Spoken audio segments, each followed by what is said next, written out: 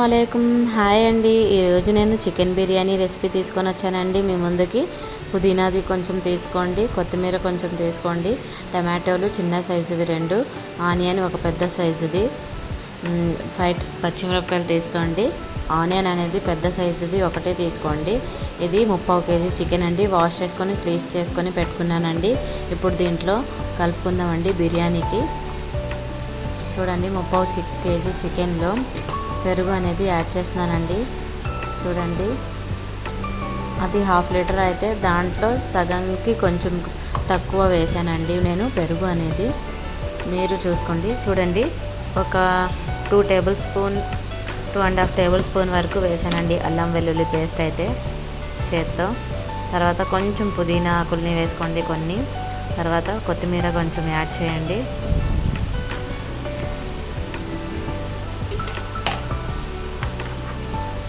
తర్వాత 2 పచ్చిమిరపకాయలు తీసుకొని ఇలాగ నిలువుగా కట్ చేసి పెట్టేయండి. అంతేనండి.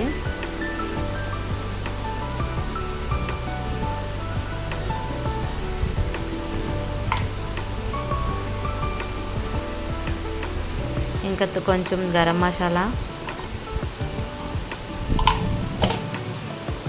యాడ్ చేయండి. 1/4 టేబుల్ స్పూన్ గరం మసాలా అండి. తర్వాత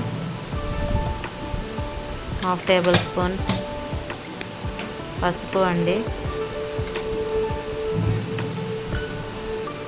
ధనియాల పౌడర్ ఒక 2 టేబుల్ స్పూన్లు అండి. వేసేసి మొత్తాన్ని మిక్స్ చేయాలండి. దాంట్లో లైట్గా కారం వేయండి. 1/2 టేబుల్ స్పూన్ వరకు చాలు అండి, ఎక్కువ వద్దు. మేము ముస్లిం స్టైల్స్ కదా అండి చెప్తున్న రెసిపీ నేను, అందుకనే. ఇప్పుడు ఒక నిమ్మకాయ వేయండి, పిండేయండి. ఒక నిమ్మకాయ రసాన్ని దీంట్లో వేసేయండి. ఇప్పుడు మొత్తాన్ని మిక్స్ చేద్దామండి. చూడండి నేను చూపించిన విధంగా సాల్ట్ కూడా వేసేసుకొని మిక్స్ చేసేసి పెట్టుకోండి సైడ్కి. చూడండి ఎలా చూపించానో అలాగే మొత్తాన్ని మిశ్రమం మొత్తం మిక్స్ చేసుకొని పెట్టుకోండి. దీంట్లో కారం అనేది తక్కువగానే ఉండాలి. ఎవరైనా స్పైసీగా తినాలంటే కూడా కారం వేయకండి బిర్యానీలో. దమ్ బిర్యానీ అయితే అది వేరే రకంగా వండుకుంటాం, కానీ ఇది అయితే ఇలాగే వైట్గానే ఉండాలి చికెన్ చూడడానికి. సాల్ట్ అనేది కొంచెం యాడ్ చేసుకోండి మళ్ళీ. చూడండి నేను చూపించిన విధంగానే ఇలాగే కలుపుకొని పెట్టుకోండి. మీరు కలర్ లేదు అని అనుకోకండి. ఇది మా స్టైల్ బిర్యానీ అండి, అందుకని చెప్తున్నాను. మేము ఇలాగే చేస్తామండి. అందరికీ నచ్చుతుంది, అందరూ మెచ్చుకుంటారండి. మీకు అలాగే మెచ్చుకోవాలి, మీ బిర్యానీ మీ రెసిపీస్ కూడా అందరికీ నచ్చాలంటే ఇలాగే చేయండి. ఇప్పుడు స్టవ్ మీద ఒక ప్యాన్ అనేది పెట్టుకోండి. అది హీట్ అవ్వనివ్వండి. మొత్తం అది చికెన్ కలుపుకున్నది సైడ్కి పెట్టేయండి. తర్వాత ప్యాన్ హీట్ అయిన తర్వాత దాంట్లోనే ఆయిల్ అనేది యాడ్ చేద్దామండి. చూడండి ఆయిల్ చూసుకోండి, మీరు ఎంత రైస్ వేస్తున్నారో దాన్ని బట్టి కొంచెమే వేయండి, ఎక్కువ అనేది ఆయిల్ వేయకండి. చూడండి దాంట్లో ఇప్పుడు నేను ఏమేమి వేయాలో గరం మసాలాలు అన్నీ మీకు చూపిస్తున్నాను. ఒక పువ్వు అండి, యాలుక్కాయలండి, లవంగాలండి, చెక్క అండి, అంతే అండి. ఇది చూడండి అవి వేయగానే లవంగా అనేది ఎగురుతుందండి, అందుకనే తొందరగా ఆనియన్స్ అనేది వేసేయండి. చూడండి ఆనియన్స్ని మొత్తం బాదం కలర్ వచ్చే వరకు బాగా ఫ్రై చేసుకోండి. అన్నీ కలిపేసి షాజీరా కూడా వేసానండి సపరేట్. చూడండి కనిపిస్తుంది షాజీరా, కొంచెం వేస్తే చాలండి, అది ఎక్కువ వేయక్కర్లేదు. ఇవన్నిటిని ఫ్రై చేసుకోండి. బాగా బ్రౌన్ కలర్ వచ్చే వరకు ఫ్రై చేస్తూనే ఉండండి. చూడండి నేను చూపించిన విధంగా ఎలా చూపిస్తున్నాను నేను. హై ఫ్లేమ్లో పెట్టే ఫ్రై చేయండి, లో ఏమీ అక్కర్లేదు. హైలో ఉంటేనే వండండి. చూడండి మొత్తం హై ఫ్లేమ్లోనే పెట్టి వండుతున్నానండి నేను. చికెన్ అనేది కలిపేసి సైడ్కి పెట్టేశానండి.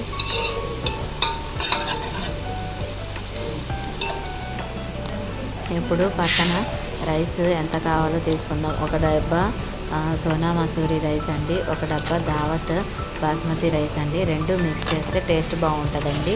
మీరు కచ్చి బిర్యానీ అనుకోండి, అదే దమ్ బిర్యానీ అయితే ఓన్లీ బాస్మతి రైస్. ఈ బిర్యానీకి అయితే రెండు మిక్స్ చేసి వండండి, చాలా టేస్ట్గా ఉంటుంది. ఒకటే అయితే తినలేమండి, అందుకని అది ఒక డబ్బా ఇది ఒక డబ్బా అనేది తీసుకున్నానండి వాటర్. నేను చూడండి బియ్యాన్ని కూడా వాష్ చేసి తీసేసుకున్నాను నేను. ఇలాగే వాష్ చేసుకొని పెట్టుకోండి మీరు. తర్వాత చూడండి ఇవైతే బాదం కలర్లోకి వచ్చేసాయండి ఆనియన్స్. ఇప్పుడు దీంట్లో అల్లం అనేది తీసుకోండి. చూడండి నేను ఫింగర్స్తో 4 ఫింగర్స్లో సరిపోయేంత వేసానండి మసాలా. మీరు కూడా అంతే వేయండి. చికెన్లో కలిపేసామండి. ఇది రైస్ బిర్యానీ మొత్తానికి వేస్తున్నానండి. ఇది అల్లం వెల్లుల్లి పేస్ట్. ఇది కూడా పచ్చివాసన పోయే వరకు ఫ్రై చేయండి మొత్తం. చూడండి నేను ఎలా ఫ్రై చేస్తున్నానో అలాగే ఫ్రై చేయండి. దీని పచ్చి స్మెల్ పోయిన తర్వాత దాంట్లో కొంచెం కొత్తిమీర వేయండి. తర్వాత కొంచెం పుదీనా ఆకుల్ని కూడా కొన్ని వేయండి. తర్వాత దీంట్లోనే టమాటాలు నేను చెప్పాను, చిన్న సైజు టమాటాలు 2 పెద్దగా లావుగా కట్ చేసుకొని పెట్టుకోండి. ఒక హాఫ్ టమాటాని ఒక 4 or 3 పీసెస్లో కట్ చేసి వేయండి. బిర్యానీలో ఇలాగే వేయాలండి. చూడండి టమాటాని కూడా ఫ్రై చేసేయండి. మసాలా పచ్చివాసన మొత్తం పోండి.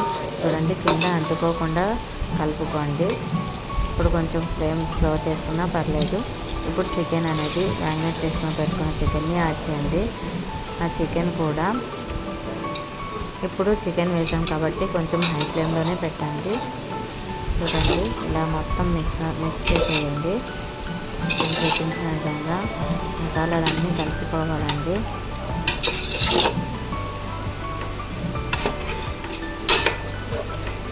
హై ఫ్లేమ్లోనే పెట్టండి. సైడ్ నుంచి ఉడుకుతుందండి, అనిపిస్తుంది అనుకుంటున్నాను. ఎవరైనా నా ఛానల్లో కొత్త వాళ్ళు అయితే నా ఛానల్ని సబ్స్క్రైబ్ చేయండి, లైక్ చేయండి అండ్ షేర్ చేయండి, కామెంట్ చేయండి. ఎంతో కష్టపడి చదువుతో పాటు ఈ ఛానల్ని కూడా ఓపెన్ చేశానండి. నాకు హెల్ప్ చేయండి, సబ్స్క్రైబ్ చేయండి. ఇప్పుడు వాటర్ క్వాంటిటీ చూడండి, అవి 2 డబ్బాలు కాబట్టి నేను వాటర్ కూడా 2 డబ్బాలు తీసుకుంటున్నానండి. రైస్ ఎంత తీసుకున్నానో వాటర్ కూడా సేమ్ యాస్టేజ్ డబ్బాలే తీసుకున్నాను. అది ఒకటి ఇది ఒకటి. ఎందుకంటే ఈ చికెన్ చూడండి, చికెన్లో వాటర్ క్వాంటిటీ అనేది ఉంది.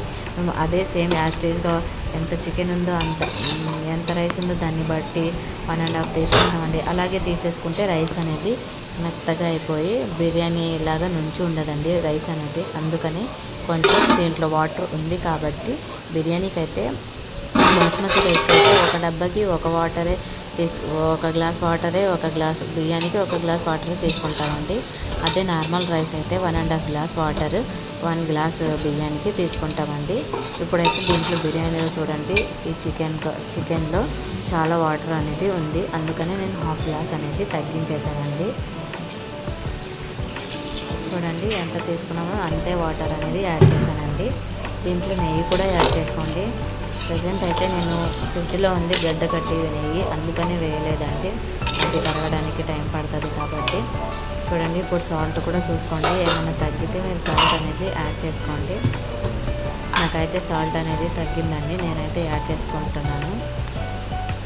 చూడండి యాస్టీజ్గా వండండి, చాలా టేస్టీగా వస్తుందండి. నేను వండినప్పుడు ఈ బిర్యానీ నైట్ వండానండి. కూల్ క్లైమేట్ ఉందనేసి వర్షంలో వేడిగా బిర్యానీ తింటే చాలా బాగుంటుంది అనేసి నేనైతే ఇదే వండుకొని తిన్నానండి. దీంట్లో పచ్చిమిరపకాయలు 3 యాడ్ చేశానండి. చూసారుగా మీరు, అది కట్ చేయకుండా యాస్టీజ్గా అలాగే వేసేయండి వాష్ చేసి.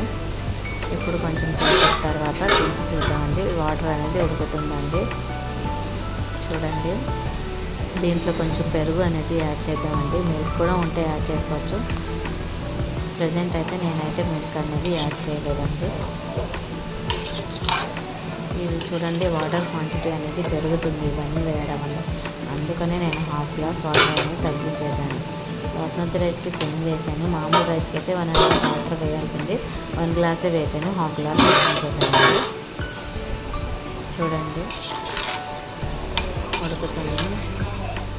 ఇప్పుడు దీంట్లో కొంచెం సేపటి తర్వాత రైస్ని యాడ్ చేసుకుందామండి. రైస్ అయితే మేము వాష్ చేసుకొని పెట్టుకున్నాం కదా, ఇప్పుడు వేసేద్దామండి ఈ గిన్నెలోనే. చూడండి రైస్లో వాటర్ మొత్తం పడేసానండి, వాటర్ లేకుండా వేసుకోవాలండి. చూడండి నేను చూపించిన విధంగా రైస్ మొత్తం మిశ్రమాన్ని దీంట్లో వేసేయండి.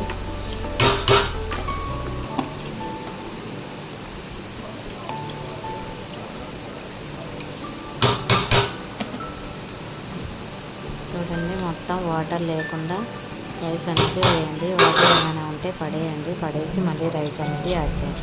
చూడండి, రైస్ మొత్తం వేసేసానండి వాటర్ పడకుండా. చూడండి, ఇప్పుడు మీడియం ఫ్లేమ్లో పెట్టి వండండి. ఇప్పుడు మొత్తం రైస్ అనేది మంచిగా ఉడుకుతుందండి. మీడియం ఫ్లేమ్లో పెట్టి వండండి. ఇప్పుడు ప్లేట్ పెట్టి కొంచెం సేపు అలాగే వదిలేయండి గాలి లేకుండా. తర్వాత చూడండి, వాటర్ అనేది తగ్గుతుంది, రైస్ అనేది ఉడుకుతుంది. చూడండి, కొంచెం టైట్ అయింది రైస్ అనేది. ఇప్పుడు లైట్గా లో ఫ్లేమ్లో పెట్టి వండండి. ఇప్పుడు రైస్ అనేది కరెక్ట్గా ఉడుకుతుంది. చూడండి, బాగా ఉడుకుతుంది. ఇప్పుడు అనేది వదిలేయండి కొంచెం సేపు వాటర్ మొత్తం డ్రై అయ్యాక. చూడండి, ఇంకా వాటర్ ఉంది. లైట్గా లో ఫ్లేమ్లోనే వండండి, హై ఫ్లేమ్లో పెట్టకండి. కింద అడుగు బాగాన అది అంటుకుపోతుంది, మాడిపోతుందండి. అందుకని చూడండి, నేను ఎలా కలుపుతున్నానో అలాగే కలపండి. ఎలా పడితే అలా కలిపితే రైస్ అనేది ముక్కలు అయిపోద్ది. అందుకని కింద నుంచి కలపండి, కింద అంటుకోకుండా. ఇప్పుడు ఒక పావు గంట వరకు మొత్తం క్లీన్ చేసేసి స్టవ్ మీద దాని మీద ప్లేట్ పెట్టేసి 10 మినిట్స్ అనేది అలాగే వదిలేయండి. లో ఫ్లేమ్లోనే, హై ఫ్లేమ్ పెట్టద్దు, రైస్ ఉడకదు. నెక్స్ట్ మాడిపోయిద్ది కింద హై ఫ్లేమ్లో పెడితే. చూడండి, మళ్ళీ రైస్ అనేది మ్యాక్సిమం కుక్ అయిపోయింది 99%. ఇంకా 1% కొంచెం ఉడకాలండి. చూడండి, నేను ఎలా కలుపుతున్నానో చూడండి. ఇలాగే కలపాలంటే బిర్యానీ రైస్ని గుజ్జుగా కలపకూడదు, చూసుకొని కలపండి. కింద అంటుకోకుండా చూసుకోండి. ఇప్పుడు ఇలా ఉంది కాబట్టి ఇంకో 5 మినిట్స్ అలాగా కుక్ చేసేస్తే 1% అయిపోతే అప్పుడు ఫ్లేమ్ని ఆఫ్ చేసేద్దాం. చూడండి, రైస్ అనేది చూడండి ఎలా ఉందో.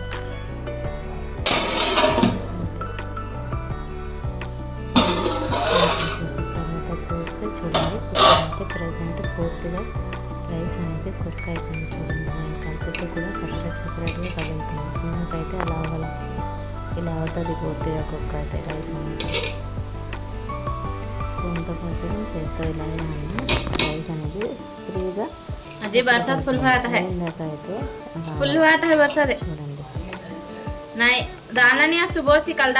చాలా టేస్ట్గా కుదిరిందండి. ఈ రెసిపీ అయితే మీరు ట్రై చేయండి. మీ ఇంట్లో అందరికీ నచ్చుతుంది, అందరూ మెచ్చుకుంటారండి. అందుకనే చెప్తున్నానండి. నాకైతే అందరూ మెచ్చుకున్నారండి, చాలా బాగుంది అంటున్నారు. చూసుకోండి, మీకు కూడా బాగా ఉండాలంటే ఎవరైనా చుట్టాలు వచ్చిన, గెస్ట్లు వచ్చిన, ఫ్రెండ్స్ వచ్చిన, ఎవరు వచ్చినా మీరు ఈ రెసిపీని అప్పటికప్పుడు ఇన్స్టెంట్గా వండుకోవచ్చండి. అందరికీ నచ్చుతుంది, ట్రై చేయండి. ఎవరైనా నా ఛానల్లో ఎవరైనా కొత్త వాళ్ళు ఉంటే లైక్, షేర్ అండ్ సబ్స్క్రైబ్ అండి. చూడండి ఎంత బాగా ఉందో రైస్ అనేది. ఇప్పుడు ఒక గిన్నెలోకి తీసుకుందాం, సర్వ్ చేస్తానండి. మా ఇంటికి కూడా ఫ్రెండ్స్ వచ్చారండి, అందుకని నేను గిన్నెలో తీసి వేస్తున్నానండి. చూడండి, దగ్గర నుంచి చూడండి బిర్యానీ అనేది ఎంత బాగుందో, ఎంత టేస్ట్గా. నేను ఏ ఫుడ్ కలర్ని వాడలేదండి, న్యాచురల్ ఇంట్లో ఉన్న ఇంగ్రీడియంట్స్తోనే బిర్యానీ అనేసి వండాను. చాలా టేస్ట్గా వచ్చింది. మీరు ట్రై చేయండి, మీకు కూడా ఇలాగే యాస్టీస్గా వచ్చింది. సేమ్ రెసిపీని ఫాలో అవ్వండి. పెరుగు చట్నీతో తినండి, చాలా బాగుంటుంది. రైతా ఈ రెసిపీ కూడా మీకు ఎప్పుడో ఒకసారి ఖాళీ ఉన్నప్పుడు చేసి చూపిస్తా. Thank you very much. Allah Hafeez.